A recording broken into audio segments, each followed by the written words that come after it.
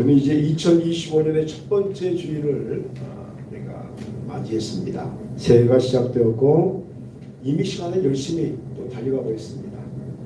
이에 대부분의 많은 사람은 새해 출발과 함께 새로운 결심을 하는 것을 보게 됩니다. 왜 새로운 결심을 합니까? 그것은 이전과 같은 삶보다 더 좋은 삶, 그리고 더 좋은 쪽으로 변화된 인생을 살아가고 싶어서일 것입니다.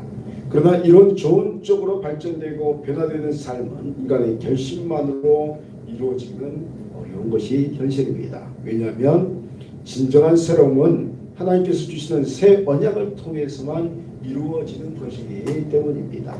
그래서 우리는 오늘 말씀을 통해서 하나님께서 약속하신 새 언약의 축복을 살펴보고 그것이 우리의 삶에 어떤 변화를 가져오는지 말씀의 메시지를 살피려고 합니다. 이를 살피면 다음과 같습니다. 첫째로 믿음을 통해서 하나님과 함께 새 인생을 시작하는 영혼에게는 말씀의 새 언약을 주시는데 이 새 언약은 우리에게 새로운 마음을 주는 것을 볼 수가 있습니다. 예레미야 31장 31절과 33절 상반절에 보니까 여호와의 말씀이니라 보라 날이 이르리니 내가 이스라엘 집과 유다 집에 새 언약을 맺으리라.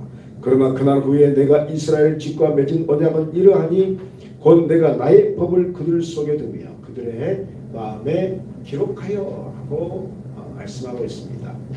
하나님께서는 항상 자신의 백성이요 그리고 자녀들인 영혼들에게 새 시대의 새 말씀을 허락해 주시는 분이십니다. 주님의 말씀은 보라 하고 이야기합니다. 보라. 무엇을 보는 것입니까? 바로 이스라엘 집과 유다 집의 새 언약을 맺는 것을 보라는 것입니다. 이 말씀은 기본적으로 망해가는 유다 백성들을 향하시는 새로운 희망의 메시지이지만 동시에 우리를 향하신 영적 의미를 담고 있는 언약의 말씀입니다. 이 말씀은 우리에게 이야기합니다. 인생의 희로애락의 모든 문제 가운데 허덕이는 영혼일지라도 그가 하나님의 백성이여 자녀이면 하나님께서는 새 언약을 허락해 주신다는 것입니다. 그러므로 내가 나의 법을 그들 속에 두며 그 마음에 기록하여 라는 말씀처럼 우리의 신비에 언약의 말씀을 새겨 넣으신다는 겁니다. 우리의 마음에 하나님의 말씀을 새겨 넣으신다는 겁니다. 이렇게 마음의 판에 새겨진 말씀을 통해서 우리는 매일매일 새롭게 하시는 하나님의 은총을 체험하게 되는 겁니다. 이 같은 하나님께서 약속하신 새 언약은 돌판에 새긴 율법이 아니라 우리의 마음에 새겨진 그러한 말씀임을 기억해야 합니다. 여러분 말씀은 성경에 기록되었지만 우리의 마음에서 역사하는 것이 하나님의 말씀인 줄 믿습니다. 그러니까 우리가 주의 말씀을 듣고 우리가 읽고 묵상하지만 진정한 말씀은 우리의 마음판에 새겨진 하나님의 말씀이 진정한 말씀이다 하는 것입니다. 그 말씀을 이미 우리의 마음에 새겨주셨다라는 것입니다. 이 말씀이 새겨진 새 마음은 하나님과의 깊은 관계를 가능하게 하고 그분의 뜻을 따르는 삶을 살게 하는 능력의 원동력이 된다. 우리의 삶의 능력이 된다 하는 것입니다. 이 새 언약의 능력으로 변화된 여러 가지 이야기들이 우리 삶에 많이 있습니다만 이 파푸아뉴기니의 야노마니 부족의 이야기가 아주 유명합니다. 여러분 우리나라도 이제 복음이 들어오기 전에 우리나라는 세계 우리 기독교 2000년의 선교 역사 중에서 아주 특별한 예를 가지고 있습니다. 아주 독특한 예를 가지고 있는데 보통 이제 선교사를 파송하면 이제 복음이 한 나라에 들어가는 민족에 들어갈 때는 선교사가 먼저 들어갑니다. 기본적으로 들어가서 뭐 하죠?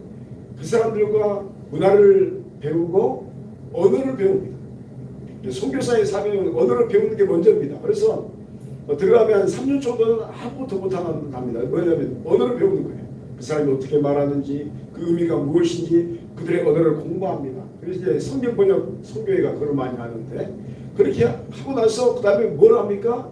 언어를 배우고 나서 예수 그리스도의 복음을 또 전하지만 성경을 번역하는 거예요.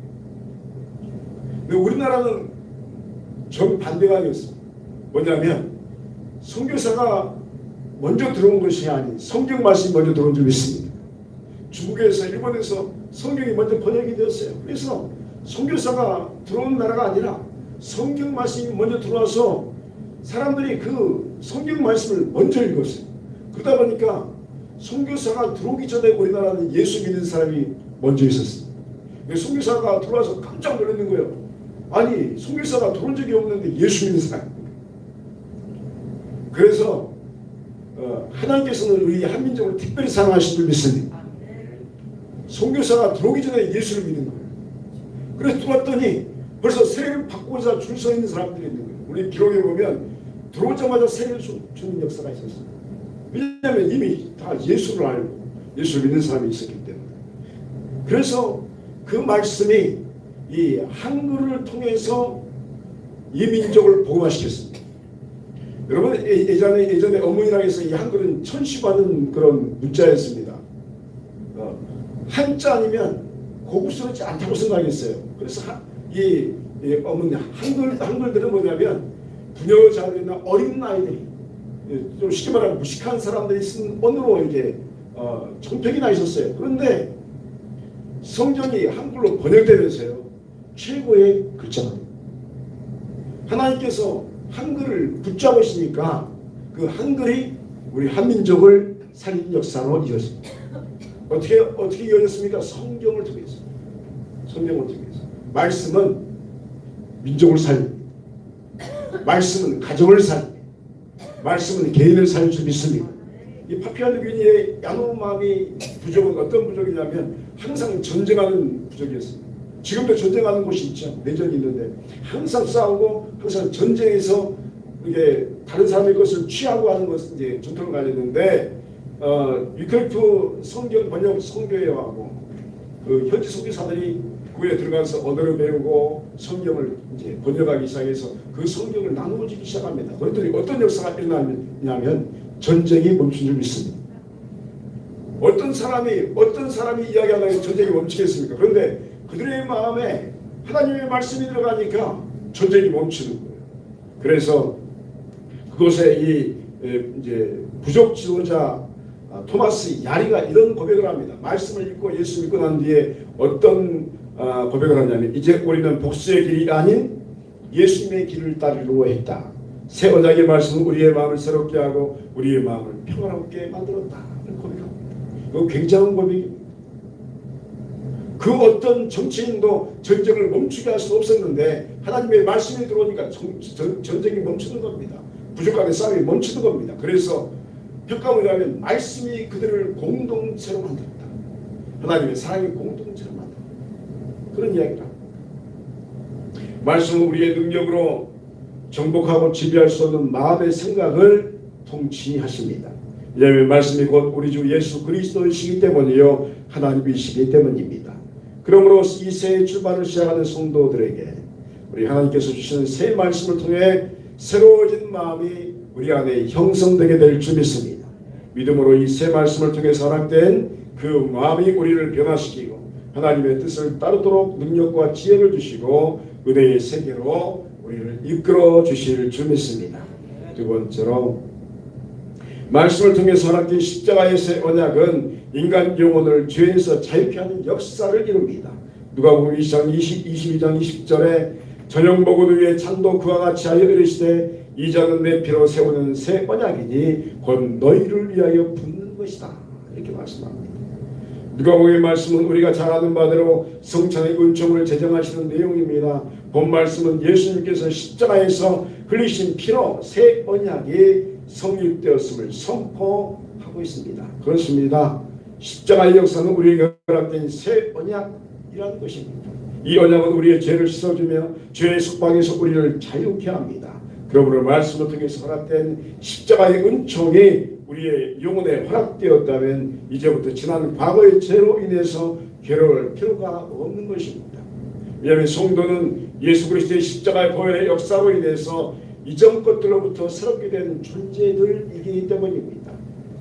예수 그리스도의 보혈의 역사로 인해서 새로운 삶을 살게 된 기독교의 대표적인 인물이 있습니다.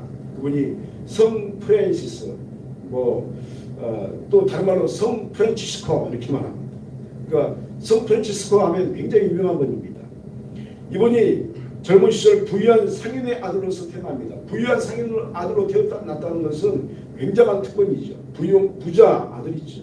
그런데 이 물질이 많다 보니까 젊었을 때 방탕한 삶을 살아갑니다. 마음껏 써도 돈이 이제 없어지지 않는 거예요. 마음대로 쾌락적인 삶을 살다가 전쟁을 겪고 포로 생활을 하게 됩니다. 그러면서 그 마음의 내적 갈등과 회개하는 과정을 통해서 예수님의 십자가의 희생과 사랑을 체험하게 됩니다. 그리고 자신의 죄가 예수님의 피로 완전히 씻겨졌음을 깨닫습니다. 여러분, 이건 굉장한 겁니다. 내 죄가 사함받았다는 것은 굉장한 겁니다. 죄를, 세상적인 사람을 세상에서 삶을 살아가는 사람들 중에 가끔 그런 말 합니다. 내가 지은 죄가 너무 많은데, 가끔 묻는 사람들 많아요. 이 죄가 용서받을 수 있을까요? 여러분, 세상적인 방법으로 용서가 안 됩니다. 죄를 지었는데 죄가 어떻게 용서됩니까? 그런데 여러분, 예수 그리스도의 십자가 앞에서 모든 죄는 제사함받게 될 줄 믿습니다. 이게 우리의 마음에 잘 붙는 거죠. 성 프란시스코도 이걸 체험하고 나서 자신의 모든 쾌락적인 삶을 다 비워내기 시작합니다. 그리고 영적 가난과 겸손의 삶을 살아가게 됩니다. 이런 그의 삶의 변화는 이 중세교회와 그 이후에 모든 기독교에서의 큰 영향을 주었고, 그리고 지금까지도 이 프란치스코의 삶을 동경하는 그 기독교 사람들이 얼마나 많은지 모릅니다. 예수 그리스도의 십자가의 복음이 한 영혼을 변화시키자 그 영혼이 세상을 변화시키는 역사를 이루는 것을 성 프란시스의 삶을 통해서 분명하게 알게 되는 것입니다. 이처럼 예수님께서 흘리신 십자가의 보혈의 피는 우리를 죄에서 자유케 하며 새 인생을 살아가는 큰 역사임을 알 수가 있습니다. 이 능력은 마음의 결심으로부터 오는 것이 아닌 하나님의 은혜를 통해서 우리에게 부어지는 것임을 믿으시길 바랍니다. 여러분, 은혜가 부어지라. 그래서 우리가 이제 은혜라는 찬양을 계속 할 거지만, 여러분, 내가 결심한다 해서 뭐가 변화가 되나요? 결심해도 안 되기 때문에 무슨 말이 나온 줄 아세요? 작심삼일. 그래서 어떤 이들은 말합니다. 작심삼일이니까 3일마다 결심해라. 그런 이야기 하지만 그 말은 무슨 말이냐면 우리의 마음이 그만큼 3일도 가지 않는다는 거예요. 그런데 하나님의 은혜가 우리 안에 부어지면 우리의 인생이 다 변화가 될 줄 믿습니다. 그래서 첫 예배로 또 주일 예배로 우리가 무엇을 원해야 됩니까? 하나님 내 영혼에 은혜를 부어주시옵소서. 성령의 기름 부음을 부어주옵소서. 여러분, 우리 안에 두 가지 기름 부음이 있습니다. 첫 번째는 예수를 믿으면 우리의 심령 가운데 내적 기름 부음이 임하게 된 줄 믿습니다. 그것은 인칭이라고 하는데 이 사람은 예수 믿는 사람이다. 하나님이 인쳐주시는 거죠. 우리 안에 이미 은혜가 있습니다. 다른 말로 하면. 그런데 그 은혜 하나로 끝나는 게 아닙니다. 끊임없이 우리 예배를 통해서 외적 기름 부음, 부어주심의 은혜가 임해야 줄 믿습니다. 성령의 기름 부음이 없으면 우리는 우리의 삶이 너무 무석무석해지고 의미가 없어지고 힘이 없어지는 겁니다. 그런데 우리가 예배를 드리고 기도를 하고 말씀을 읽고 찬송을 하는 순간에 성령께서 우리 안에 또 다른 기름 부음을 허락하여 주실지 믿습니다. 우리는 그것을 성령 충만이라고 합니다. 여러분, 2025년 한 해 동안 여러분 성령 충만을 받는 여러분 되시기를 주의 이름으로 축원드립니다. 세 번째로, 예수 십자가의 새 언약은 유한한 관계성을 지닌 영혼이 이제 영원한 관계성 안으로 들어가게 되었음을 보장하는 겁니다. 예레미야 31장 33절 하반절에 나는 그들의 하나님이 되고 그들은 내 백성이 될 것이라 여호와의 말씀이니라 라고 말씀합니다. 신구약의 모든 말씀은 예수 그리스도를 증거합니다. 구약 성경을 올드 테스트먼트, 신약 성경을 뉴 테스트먼트, 이렇게 오래된 예전의 언약 그리고 새 언약하지만 이 두 가지 언약은 누구를 이야기하냐면 성경은 예수 그리스도를 이야기합니다. 한번 따라해주세요. 성경은 예수 그리스도입니다. 구약 성경도 예수님을 증거하고 신약 성경도 예수님을 증거하는 겁니다. 구약은 어떤 예수님을 증거하는 겁니까? 때가 되면 예수님이 이 땅에 오실 것이다 하면서 그 예수님을 증거하는 겁니다. 신약 성경은 어떤 예수님을 증거합니까? 예수님이 이 땅에 오셨다. 그리고 부활 승천하시는데 다시 오실 것이다. 를 증거합니다. 그래서 구약도 예수 그리스도, 신약도 예수 그리스도, 기독교는 뭐죠? 오직 예수 그리스도. 우리는 오직 예수를 빼버리면 기독교가 아닙니다. 우리는 오직 예수로 구원받고 오직 예수로 하나님 만나게 될 줄 믿습니다. 그래서 모든 성경이 오직 예수 그리스도의 이름으로 방금 읽은 우리 에레미야의 말씀에서 우리는 우리의 하나님이시여 또한 하나님의 백성이 우리 자신임을 증거하는 메시지 앞에서 예수님의 십자가가 바로 이런 역사를 성취하고 있음을 알게 하는 것입니다. 우리는 예수님의 십자가를 통해서 인생이라는 유한한 시간을 넘어서는 은혜를 체험하게 됩니다. 저와 여러분은 시간 안에 갇힌 존재입니다. 이게 참 어려운 말이지만 저와 여러분이 인생을 살아가잖아요. 인생은 뭐죠? 시간입니다. 시간은 멈출 수가 없습니다. 이걸 잡을 수가 없습니다. 어젯밤에 제가 말씀을 증거하면서 이제 그런 말이 있는데 시간아 멈춰라 이게 하고 싶은 거예요. 시간은 막 지나가는 거죠. 잡을 수가 없어요. 잠깐 멍하면 그냥 그 시간이 싹 지나가는 거예요. 너무 시간이 아깝잖아요. 그래서 저와 여러분은 유한한 존재입니다. 이 땅에 태어나는 사람은 누구든지 다 죽음을 맞게 되었습니다. 태어나면 죽는 겁니다. 이게 유한한 시간입니다. 그런데 우리가 예수님의 십자가의 역사를 붙드는 순간 저와 여러분이 유한에서 벗어나는 은혜가 임하게 될 줄 믿습니다. 유한한 존재가 되지 않는 겁니다. 영원한 존재로 변화되는 거죠. 키에르케고르 하는 우리 기독교의 유명한 신학자가 뭐라고 했냐면 구원은 하나님의 영원한 시간이 우리 인생의 유한한 시간 안으로 들어오는 것이다. 이렇게 말합니다. 따라합니다. 구원은 하나님의 영원히 인생의 유한 안으로 들어오는 것입니다. 이 말을 다른 말로 하면 영원한 시간이 우리 유한 안으로 들어올 수 없는 거예요. 논리적으로. 그런데 뭐냐면 우리가 예수를 믿는 순간 예수님이 우리 안에 들어오십니다. 예수님을 믿는 순간 하나님이 우리 안에 들어오신 줄 믿습니다. 그래서 우리는 유한한 시간인데 우리 안에 뭘 가지고 있어요? 영원한 시간을 가지고 있어요. 그래서 저와 여러분은 영원한 존재로 변화된 줄 믿으시기 바랍니다. 이것은 구원이다. 십자가에서의 언약은 단순히 이 땅에서 잠깐 맛보는 구원의 계약이 아니라 하나님이 영원한 관계를 보장하는 영원한 구원의 계약이 되는 것을 의미하는 것이다 말하는 겁니다. 그렇습니다. 우리는 알아야 합니다. 하나님은 우리를 자신의 백성으로 삼으시고 우리는 그분의 자녀로 살아가게 하십니다. 이것이 십자가의 복음을 통해서 얻게 되는 영원한 구원의 관계성입니다. 이 관계는 영원히 깨지지 않으며 하나님의 십자가 사랑과 성령의 보호하심 속에서 계속되는 것입니다. 기독교 역사에서 거듭난 존재가 하나님의 영원한 아들임을 확증받는 대표적인 또 이야기가 존 웨슬리라는 분이 있습니다. 존 웨슬리가 누구냐면 우리 감리교 창시자입니다. 감리교를 만들었던 사람인데 우리 개신교 위대한 또 인물 중에 한 분인데 웨슬리는 18세기에 감리교를 창시합니다. 그는 자신의 회심 경험을 통해서 자신이 곧 하나님의 자녀가 됐음을 확신하게 됩니다. 저와 여러분 하나님의 자녀를 믿으시기 바랍니다. 그래서 우리가 뭐라고 합니까? 하나님 아버지. 웨슬리는 1735년 5월 24일 저녁에 런던의 올더 스케이트 거리에서 루터의 로마서 서문을 읽는 모임에 참석했습니다. 여러분 루터가 종교개혁을 일으킨 사람이죠. 그분이 로마서를 이게 해석했는데 로마서 서문을 이렇게 쭉 이제 읽는 모임에 그냥 참석만 했습니다. 근데 그 자리에서 예수 그리스도의 구속의 사역에 자신의 죄를 위한 것임을 깊이 체험하기 시작합니다. 그리고 하나님의 영원한 아들이 되었음을 확증받습니다. 여러분 예수님을 믿는 순간 우리는 하나님의 아들이 되는 겁니다. 남자와 여자 그런 뜻이 아닙니다. 그냥 하나님의 아들이 된다. 그래서 이 웨슬리가 자신의 일기에 이렇게 기록합니다. 저녁에 내가 매우 마음이 무거운 상태로 올더 스케이트 거리의 집회에 참석했다. 어떤 사람이 루터의 로마서 서문을 읽고 있었다. 내가 그리스도 안에서 구원을 받았다는 사실이 마음에 새겨지는 순간 내 가슴이 이상하게 뜨거워짐을 느꼈다. 나는 그리스도께서 나의 죄, 나를 위한 모든 죄를 제거하셨다는 확신을 얻게 되었다. 여러분 마음의 짓눌림이라는 게 있습니다. 그죠?